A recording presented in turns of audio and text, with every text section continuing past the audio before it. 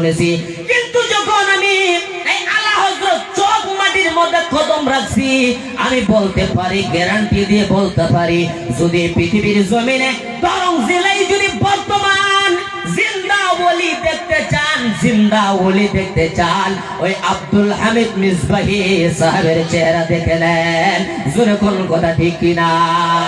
আর জোরে কোন কথা ঠিক কিনা? ভাইরা আমার, ওনার ইলমের কোনো তুলনা নাই, ওনার আমলের কোনো তুলনা নাই, ওনার জবানের কোনো তুলনা নাই, ওনার চেহারার কোনো তুলনা নাই, ওনার ভাষার কোনো তুলনা নাই, ওনার কর্মের কোনো তুলনা নাই। আল্লাহ পাক রব্বুল আলামিন বলেছেন, আল্লাহর নবী বলেছেন, আগে সংক্ষেপে যে হাদিসখানা পড়েছি, তুমি সব সময় নিজেকে ছোট মনে করবা।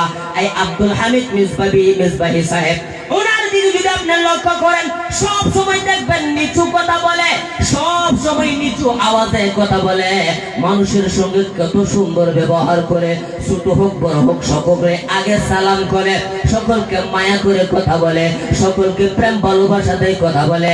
এই কারণে বলে, ওর ওসা পন্থ না রে, নেশা পন্থ দিয়া ওসা পন্থ না রে, বলুন, আরে ওসা পন্থ না রে, নেশা পন্থ দিয়া সেই পন্থেতে গেলেন নবী আমার, সাজদা লাগায়া রে, সাইনা মাঝে হয়া, বলুন, গহিনে ডোব দিয়া রে মন, গহিনে ডোব দিয়া আল্লাহর তামাশা দেখো, যাইনা মাঝে বয়া।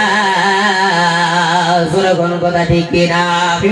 আজকে যদি আব্দুল হামিদ সাহেব নবীর প্রেমে নিজের জীবনকে বিলীন না করতেন, নবীর প্রেমের বাগান যদি না সাজাইতেন, গোটা আসামের মানুষ না আইয়া ওনার কদমে কোনোদিন পড়তেন না।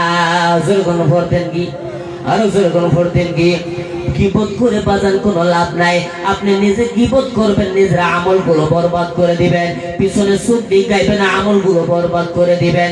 আল্লাহ যারা দেয়, বান্দা কোনোদিন শেষ করতে পারে, কথা কোনে পারে কি? ও ভাই, ভালো করে লক্ষ্য করবেন, আমি বলছিলাম গোটা পৃথিবীর জমিনে 750 কোটির মতন মানুষ আল্লাহ পাক রব্বুল আলামিন পৃথিবীর জমিনে পাঠাইছে। ইহুদি এবং নাসারা ওনাদের মুসা এবং ঈসা, তাওরাত এবং ইনজিল কিতাব ওনাদের নবীকে দিয়েছে, ওনারা না মানার কারণে জাহান্নামী হয়ে গেছে। 2 থেকে 250 কোটি মুসলমান, তারা সবাই জান্নাতে যাওয়ার জন্য ফালাফালি করতেছে না নাই? কথা কইনা যায় না নাই? ফালাফালি করতেছে না? কিন্তু 2 থেকে 250 কোটি মুসলমান সবাই কিন্তু জান্নাতে যাবে না। আপনি কি মনে করেছেন এই নামাজ দিয়ে আপনি জান্নাতে যাবেন? আপনি কি মনে করেছেন এই আমল দিয়ে আপনি জান্নাতে চলে যাবেন? এটা কি আপনি জানেন না?